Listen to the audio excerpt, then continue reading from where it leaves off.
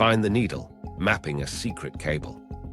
The Sea of Okhotsk wasn't just water, it was sanctuary. Soviet planners treated it like an inner courtyard, a bastion where ballistic missile submarines could slip out of sight, drill their crews, and wait. If you could hear that courtyard's phone line, you didn't just eavesdrop. You mapped the heartbeat of deterrence. To understand where to touch it, analysts first had to believe the cable existed. That started with habit. The Soviets preferred hardline for inner sanctum traffic, shore stations tied by copper where radio was risky. NSA traffic specialists noticed gaps, shore circuits that went quiet during weather that didn't affect radio, yet logistics still flowed on schedule. Someone was talking off the air. Meanwhile, CIA targets officers pulled port photos, tug movements, and dredge permits, looking for patterns that didn't belong to fishing. Now remember, this is the early 1970s. Precision was math, not magic. But wait, here's the twist. When precision meets paranoia, tiny signals start to look like confessions. SOSUS heard far beyond the horizon, but not cables. Still, oceanographers handed over bathymetry that mattered. The shelf edge off Kamchatka fell fast. A cable wants gentle slopes, predictable depths, and sediment that won't chew the armor. Charts showed a corridor of silted plains inside 400 feet, skirting rock outcrops that would force detours. Lay a ruler on Soviet shore facilities, then bend it through the safest geology. Suddenly, a corridor wasn't a guess. It was a probability. What nobody knew was where that line actually landed. So they used fishermen, not agents, patterns. Trawl logs whispered about snags in strips that made no sense for nets, but perfect sense for a buried object resurfacing where storms shift the bottom. A series of avoid rectangles showed up in local notices the Soviets published for safety, cryptic and bureaucratic. Put those rectangles onto the bathymetry, and the corridor got narrow enough to risk steel. Meanwhile, CIA case officers pushed for indirect proofs. A micro detail in a port photo, spools in a yard that weren't standard for power, got a red circle. A maintenance barge's travel rhythm aligned with known exercise windows, the kind that demanded clean lines for command and control. The picture formed like a Polaroid, faint at first, then sharper, then undeniable. Enter USS Halibut. Officially, she'd been an oddball, once a missile boat, now rebuilt into a prowler with side thrusters, and a hangar-turned workshop the crew called the Bat Cave. Inside, a 2-ton video sled, the Fish, weighted with cameras, lights, magnetometers, and cable sniffers wired to notice metal and field anomalies you'd miss by eye. Navigation would be a knife's edge. Loran gave the big strokes, inertial dead reckoned between fixes, and seabed beacons closed the last meters. But the trick wasn't getting there. It was hovering inches above a line the enemy didn't admit existed. To choose the first run, the map team laid 3 layers: sediment grain charts, trawl no-go boxes, and shore station geometry. The intersection drew a swath just wide enough to hide a cable trench, but not so wide they'd wander all season. If you're imagining a single pass with a triumphant snapshot, forget it. The sea lies for sport. Current curls cameras, silt blooms blind lenses, and every light you add turns plankton into snow. Halibut slid in slow. The Fish went out on an umbilical the crew treated like a spinal cord, tense, responsive, alive. Magnetometer spikes meant something metallic. But the bottom of the Okhotsk wasn't empty. War junk, anchors, and ghost traps put out false notes. The geometry saved them. Natural lines don't run straight through silt and vanish under bank, then reappear in the same heading 100 meters on. The sled caught a faint artificial curve, nothing like rock. Black insulation, tar-like. The magnetometer made a clean, repeatable rise. Then, a second pass at 90 degrees reproduced it. Manufactured, not nature. The mark had to be covert. No stake, no buoy, nothing a trawler could drag. They dropped acoustic transponders, pings that only meant something if you knew the handshake. 3 beacons, triangulated to a virtual pin. Come back months later, and you could sit right on top of it without a splash anyone would notice. A micro-story lived in the Bat Cave that night. A systems tech argued to kill the sled lights entirely when a trawler passed close. The video would go to snow, but the magnetometer would keep faith. They went blind for minutes, breathing through clenched teeth, listening to soundings and the gentle thrum of thrusters fighting current. The trawler never changed course. When the lights eased back on, the curve was still there. The ocean had accepted their presence, for now. What nobody knew at the time was how crucial a pencil note would be. A CIA analyst's margin scribble about sediment grain size shifting near river plumes. In practice, that meant the cable would be buried shallow across a silt fan, then deeper where sand hardened. That variance showed up in the magnetometer profile, gentle peaks, then sharper ones, helping the crew recognize when they drifted off corridor even before beacons confirmed it. The haystack finally had a thread, but finding a phone line is not the same as listening to it. The next question wasn't geometry, it was engineering. How do you touch a live, sovereign cable without leaving a scar and live long enough to come back for the tapes? The Frankenstein sub, USS Halibut, refitted for the impossible. They didn't send a survey ship, they sent a knife. USS Halibut slid out looking like a tired attack boat and went to sea as something else. A machine rebuilt around a single idea: hold still, inches above a secret, without being seen or killed. Start with the bodywork. Halibut's old Regulus missile hangar lost its purpose and found a new one. Inside, welders and pipefitters turned a missile bay into a workshop, dive locker, and launch trench. The crew called it the Bat Cave. It wasn't romance. It was workflow, racks for tools, rigs to cradle a 2-ton sled, a crane that moved like a stage hand in the dark. You could stand in that cavern with the doors shut and feel the ship become a garage at sea.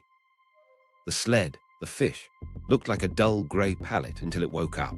Cameras in pressure housings, lights with dimmers because too much light turns water into fog, magnetometers strung like nerves down its frame to sniff for armor wire and insulation, cable sniffers tuned for field anomalies that read like a faint hum in the dark. Umbilicals carried power and truth back to the cave, where techs watched needles and grainy video like cardiologists watching a heart. Holding station was the religion. Side thrusters bristled along Halibut's flanks, small compared to a reactor, but stubborn enough to fight a gust under the surface. The navigation stack mixed Loran fixes with inertial navigation that drifted like a memory unless you corrected it. So they planted their own truth on the bottom, discrete transponders, a handshake of pings no one else could parse. Park the ship above a triangle of beacons, and you could solve your own position down to meters instead of hope. Rehearsal taught humility. They built a mock route stateside, a length of cable sunk in a test range, and a pool with silt teased into clouds by gentle pumps. Too much light and the fish's cameras bloomed into snow. Too little and you missed the telltale curve. The lesson was practical. Dim the lights. Trust the magnetometer. Use the video to confirm, not to hunt. In the cave, a micro-story made believers. A junior tech cut the lumens in half, and for the first time the line popped out of the haze as a clean silhouette. The chief didn't clap. He circled the dimmer setting and wrote keep. Diving at depth meant building a pocket of earth inside a tube. The saturation habitat bolted into the cave let divers live pressurized for stretches that would break a normal body. Showers smelled metallic. Coffee tasted like tank air. Jokes landed because they had to. Procedures ran on muscle memory. Checklists taped everywhere in grease pencil, bolt torque sequence, hose purges, comms checks. The margin for error didn't look like drama. It looked like a missing wrench at the wrong time. Meanwhile, the control room learned a new language. Instead of contacts and firing solutions, they spoke in microdrift and load. 2/10 port. Heave comp stable. String quiet. The sled's umbilical was a leash and a lifeline. Too much tension and you plucked the fish into a dance you couldn't stop. Too little and the current wrote its own story around your sensors. Up in the sail, the officer of the deck stared at a sea that looked empty and imagined the cable right below them, a line they had to never touch. Inside the Bat Cave, launch and recovery felt like surgery and theater. The fish rolled forward on skids, hung for a beat under the crane, and dropped into a moon pool where grey water lapped against painted steel. Someone always said it, easy, because saying it made the next minute smoother. Once the sled cleared the hull, the cave sealed back to black work. Spares laid out like a pit crew, a cracked lens swapped blind. a magnetometer ribbon retaped, centimeter by centimeter, to keep a flutter from turning into a lie. The quiet genius lived in the navigation watches. Loran gave you a box. Inertial kept you honest between fixes. The seabed beacons solved the last step. The trick was cadence. Too many pings and you made a pattern someone topside might notice. Too few and you wandered. They wrote a schedule that looked random and wasn't. And when the beacons went silent, they used the bottom itself. Grain size shifts, slope, the way the magnetometer climbed slower over buried sections and sharper over shallow trench. To say you're still on the corridor, even when the ocean muttered back, prove it. None of it mattered without discipline around noise. Every pump, every gear had to read as a normal submarine on some forgettable patrol. The cave doors stayed shut when a trawler drifted close. Lights went down low. Thrusters eased to whisper. In the wardroom, card games paused, and nobody admitted they were counting their own heartbeats. After, the taped deck in the lab whirred, and someone wrote a note on a clipboard. Phase noise acceptable, which meant they'd live to make the next pass. By the time Halibut took her place over the beacons in the Sea of Okhotsk, her crew had turned a repurposed hull into a metronome. Not flashy, precise. She could search. She could linger. And she could do it without leaving anything on the surface except wake that looked like any other American submarine out of place in the wrong ocean, doing nothing special. That was the point. If the ocean never stared, the cave could work. If the cave could work, the clamp could drink. First contact, seeing the line. The first pass wasn't a discovery. It was a rehearsal under pressure. But wait, here's the twist. Rehearsals don't care about your map, they expose your nerve. Halibut eased over the beacon triangle, thrusters ticking in small, polite bursts. In the bat cave, the fish slid into the moon pool, hung for a breath under the crane, then disappeared into grey. The umbilical paid out smooth, a quiet hiss under deck plates. Lights at 1/3, the chief said. Dimmers rolled. Cameras went from glare to dusk. They flew low and slow, the way you do when you don't yet believe your map. The magnetometer line wobbled across the scope, quiet, noisy, then a small, steady rise. Metal, maybe, the tech said, and no one reached for the bottle to celebrate. The Okhotsk bottom kept trophies, anchors, traps, war trash.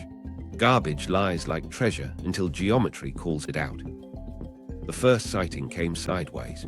The video showed silt ridges, then a smooth arc that didn't belong, a faint, tar-black curve vanishing into a bank, not a pipe. A pipe sits proud and gathers barnacle. This dipped and reappeared on the same heading 100 meters on. The magnetometer climbed again in the same place. Hold, the pilot said, easing the sled left, keeping the umbilical shy of a snag that could write headlines. They didn't mark it with steel. They stitched it into sound. 3 acoustic transponders had gone down days earlier, each with a handshake that sounded like nothing unless you knew the pattern. The operator pinged one, then another, then solved the triangle into a pin that didn't exist on any chart. Log, the nav said. In the cave, a grease pencil circled a time, a drift, a slope, memory backed up by math. A trawler wandered closer than comfort. Up top, the OOD watched a mast line edge across a horizon that looked empty unless you understood what lived beneath it. Cave dark, the skipper ordered. Lights died. Video turned to snow. The magnetometer kept faith. The fish flew blind for minutes while everyone aboard practiced not breathing too loud. The trawler never twitched. When the lights came back up, the curve was still there, patient, indifferent. The sea had bigger concerns than one more grey hull hugging stillness. They didn't declare victory. They rotated 90 degrees and ran the line again. Natural features don't perform. They meander. This thing kept a heading like it had somewhere to be. The second pass reproduced the first. Same rise, same depth, same arc under silt. Manufactured, the chief said just once, as if saying it louder would break it. False positives got their hour. A length of chain woke the magnetometer and fooled a junior for 30 seconds. A half-buried drum cast a squinting shadow that made the pilot swear under his breath.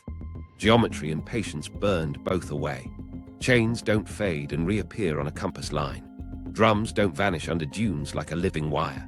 The cable did, because storms bury and expose it on a schedule only river mouths and winter know. Meanwhile, the deck learned to listen to the bottom. Grain-size shifts made the magnetometer's shoulder change, soft where silt ran deep, sharp where sand hardened the burial. That CIA margin note about river plumes, "Grain grows finer here," became a cockpit call. "Expect shallow bury in 5. The fish's pilot nodded, trimmed picture hair, and saw the curve emerge faster, closer to daylight. They left nothing anyone could snag. No buoys, no sticks. The beacons lived under inches of sand, pings muted to a handshake you had to ask for. Halibut's log wrote a language only its own could read: beacon phase, drift residuals, sled altitude, tension on the umbilical. The meaning was simple.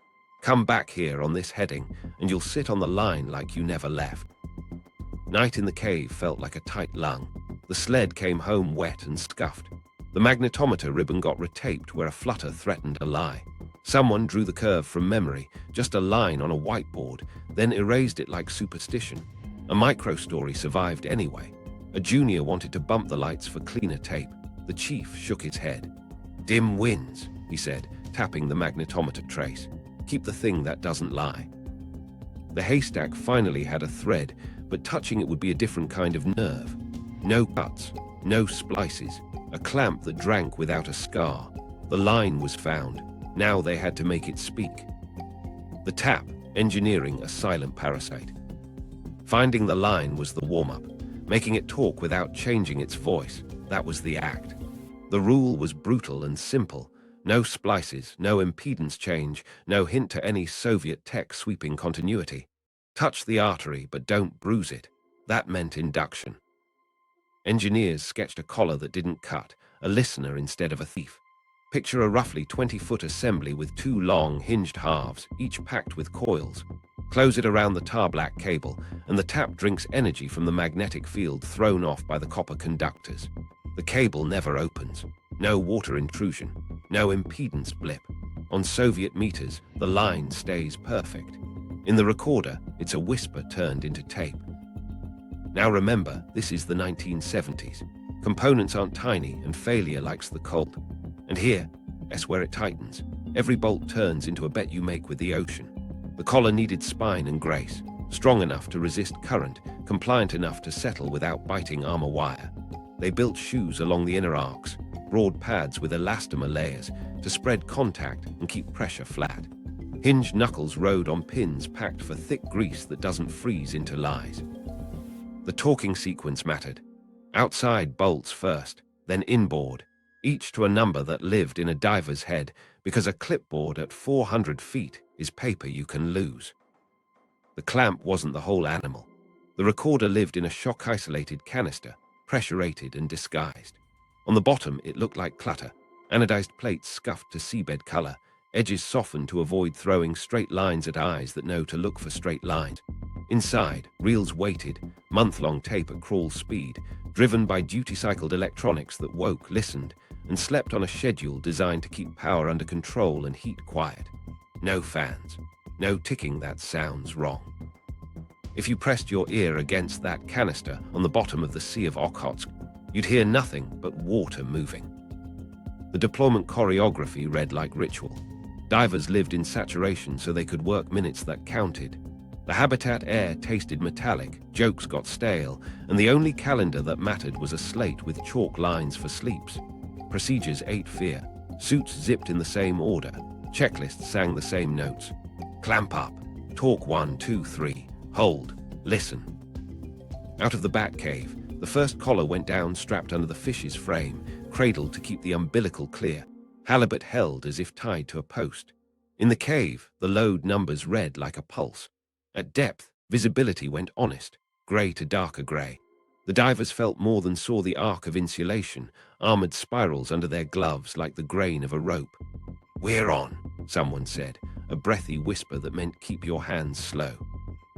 The collar opened and folded like a book around the cable, halves kissing with a soft thud the divers felt in their fingers. "Outside bolts," the lead called. Wrenches walked around the ring in sequence, each clicker promised not to overbite. When the halves joined, a magnetometer sanity pass whispered from the sled, "Field steady, no odd spikes." They didn't cheer. They did the second thing that mattered. They listened. The passive pickup line fed a headset. The diver could hear nothing at first, then a faint sizzle under the ocean's hum, like far-off rain. Traffic. Not the words, those lived on the reels, but the proof that energy flowed. Back in the cave, the canister slid down on its own tether and nested into a bed of silt like it had always been there. A short umbilical ran up to the clamp through a loop designed to break clean if a trawler snagged it months later. Fail soft. If anything got pulled, the clamp would stay, closed and mute, while the canister parted. Losing tape was pain. Ripping the line would be war. They tuned camouflage, the way tailors fit a suit. Sharp edges got filed dull. Paint got scuffed before it left the yard. Even the fasteners faced away from likely camera angles. The point wasn't to look invisible. It was to look boring. Seabed clutter in a basin full of industrial trash nobody misses until a diver with orders goes hunting. The last act before departure was silence. Halibut dimmed what she could, trimmed thrusters to the lowest band that kept station, and held while the divers ran hands over every bolt. One glove slipped. A fingertip steadied a socket with pressure that felt like prayer. "Talk good," the whisper came. Up in control, no one smiled. The sled came home. The cave sealed. The beacons went dark. Hours later, a microstory wrote itself into muscle memory. A junior wanted to spike a quick active ping off the beacons to tighten position before they cleared the area. The chief shook his head. "We've got enough," he said, tapping the drift residual. "Don't feed the ocean any notes it didn't ask for." Halibut backed away like a cat from a ledge, quiet, patient. Above them, the Okhotsk rolled blank and indifferent, surface calm, hiding a secret now humming into tape on the bottom. The Parasite drank. The artery never flinched. And somewhere in a translation room far from any sea, a team would soon learn what routine truth sounds like when it stops what the